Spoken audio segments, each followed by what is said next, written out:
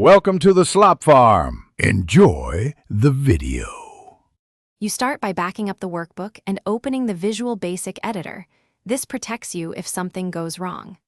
Once in the editor, make sure Project Explorer is visible so you can see modules and forms. You also need the Trust Center option enabled to edit projects. Without it, you may be blocked from changing code.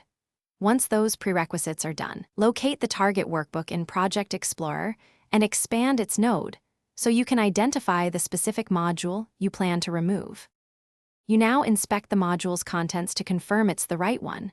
Open it in the code window and scan for procedures or public variables that other code uses. If you might reuse the code later, export the module to a BAS file. This gives you a safe copy outside the workbook. Also check for dependencies.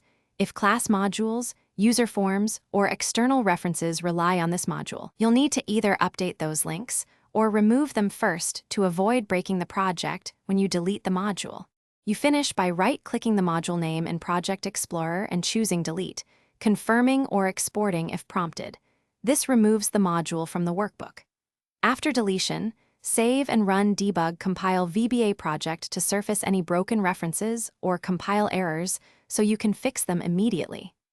If the module won't delete, a common cause is a protected VB project or restrictive Trust Center setting. Unprotect the project or change settings, or save as a new file to clear protection before retrying. This is the primary troubleshooting tip. Thanks for watching.